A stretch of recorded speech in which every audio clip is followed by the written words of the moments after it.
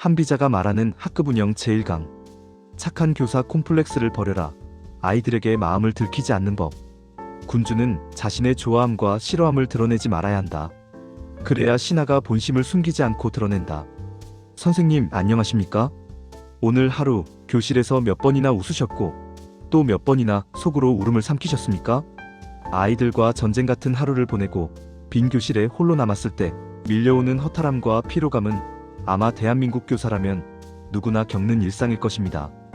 우리는 흔히 인간적인 교사, 아이들과 감정을 교류하는 따뜻한 선생님이 좋은 교사라고 배웁니다. 기쁘면 함께 웃고, 화가 나면 솔직하게 표현하고, 슬프면 눈물도 보이는 그런 투명한 모습이 아이들에게 진심으로 다가가는 길이라고 믿어왔습니다. 하지만 2300년 전 혼란스러운 시대를 꿰뚫어 보았던 냉철한 현실주의자 한비자는 우리에게 전혀 다른 이야기를 들려줍니다. 어쩌면 조금 차갑게 느껴질 수도 있는 이 조언이 지금 우리 교실에 가장 필요한 처방전일지도 모릅니다. 한비자는 이렇게 말했습니다. 군주는 자신의 좋아함과 싫어함을 드러내지 말아야 한다. 그래야 신하가 본심을 숨기지 않고 드러낸다. 오늘부터 시작되는 한비자가 말하는 학급 운영 50강의 첫 번째 주제는 바로 교사의 감정, 절제, 즉 포커페이스의 미학입니다.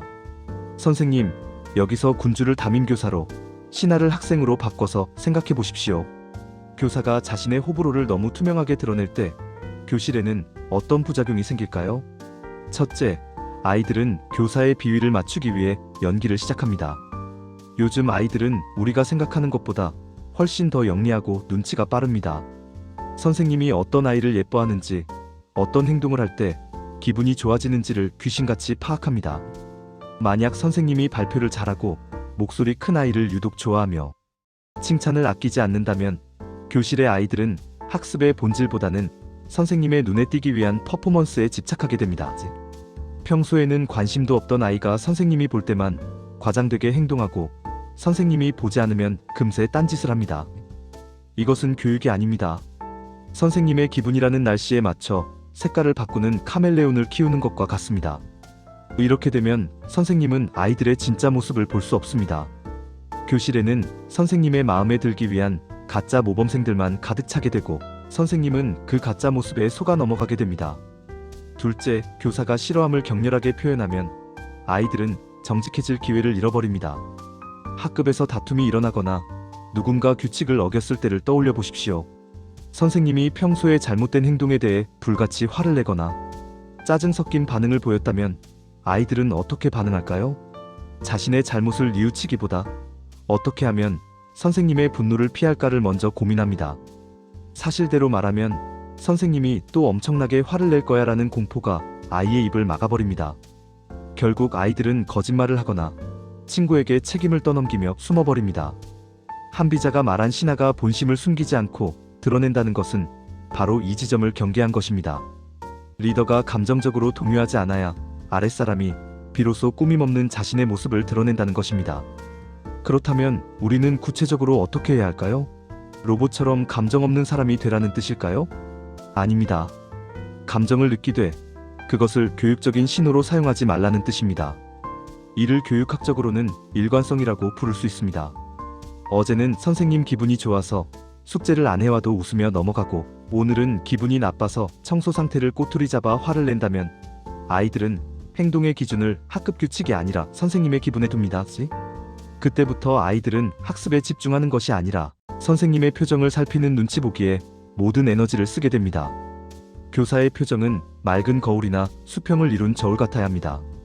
거울은 사물이 오면 오는 대로 비추고 가면 가는 대로 비춥니다. 예쁜 꽃이 왔다고 해서 더 예쁘게 비추려 애쓰지 않고 더러운 것이 왔다고 해서 찡그리며 피하지 않습니다. 그저 있는 그대로를 보여줄 뿐입니다. 칭찬할 때를 예로 들어보겠습니다. 특정 아이가 너무 예쁘고 기특할 때가 분명히 있습니다. 하지만 공개적인 자리에서는 선생님은 너를 정말 좋아해라는 사적인 감정 표현을 자제하십시오. 대신 네가 친구를 도와준 행동은 우리 반 규칙에 비추어 볼 때 아주 훌륭한 행동이다라고 건조하게 사실과 원칙에 근거하여 칭찬해야 합니다.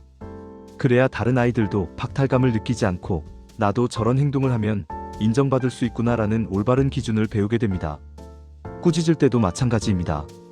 아이가 말썽을 피워 화가 머리끝까지 나는 상황이라도 심호흡을 한번 하고 평소와 다름없는 톤을 유지해야 합니다. 너 때문에 선생님이 정말 실망했다. 화가 난다라는 감정적 호소는 금물입니다. 대신 너의 행동은 우리 반의 약속을 어긴 것이다. 그에 따른 책임은 이것이다라고 사무적으로 전달하십시오. 선생님이 화를 내지 않고 차분하게 팩트만 전달할 때 아이는 핑계를 댈 곳이 사라집니다. 선생님의 화 뒤에 숨을 수 없게 된 아이는 비로소 자신의 행동과 직면하게 됩니다. 사실 이 포커페이스 전략은 아이들을 위한 것이기도 하지만 무엇보다 선생님 자신을 보호하는 가장 강력한 무기입니다. 하루 종일 20명이 넘는 아이들의 행동 하나하나에 기뻐하고 슬퍼하고 분노하다 보면 정작 수업과 생활지도에 써야 할 선생님의 에너지가 바닥나버립니다. 감정 노동의 최전선에 있는 우리 초등교사들에게 감정의 중립을 지키는 것은 나를 지키는 방패이자 교실을 평온하게 유지하는 닭과 같습니다. 선생님, 내일 아침 교실 문을 열 때 한번 다짐해 보십시오. 오늘 나는 날씨가 되지 않겠다. 나는 나침반이 되겠다. 변덕스러운 날씨처럼 기분에 따라 변하는 교사가 아니라 언제나 한결같은 방향을 가리키는 나침반 같은 교사가 되겠다고 말입니다. 선생님의 표정에서 기분을 읽을 수 없게 될 때 아이들은 비로소 원칙을 찾기 시작할 것입니다. 선생님이 웃지 않아도, 선생님이 소리 지르지 않아도, 선생님이 그 자리에 고요히 존재하는 것만으로도 아이들이 스스로 질서를 지키는 교실. 그것이 바로 한비자가 말하는 무위의 다스림이자 품격 있는 학급 운영의 시작입니다. 우리는 아이들의 친구가 되기 위해 이 자리에 선 것이 아닙니다. 아이들을 바른 길로 이끌기 위해 선 지도자입니다. 지도자는 때로는 외로움을 견디며 자신의 감정을 절제할 줄 알아야 합니다. 그 절제된 침묵 속에서 아이들은 선생님의 보이지 않는 위험, 즉 카리스마를 느끼게 될 것입니다. 군주는 자신의 호우를 드러내지 말아야 한다. 이 차가운 한 문장이 선생님의 뜨거운 교육열을 더욱 지혜롭게 만드는 도구가 되기를 바랍니다. 감정의 파도에 휩쓸리지 않고 묵묵히 중심을 잡고 서 계신 선생님을 진심으로 존경합니다. 오늘 이야기는 여기까지입니다. 다음 시간에는 한비자의 두 번째 문장, 호랑이가 개를 굴복시키는 것은 발톱과 이빨이 있기 때문이다를 통해 교사가 반드시 쥐고 있어야 할 권한, 그리고 무너진 교권을 다시 세우는 힘에 대해 이야기 나누겠습니다. 감사합니다.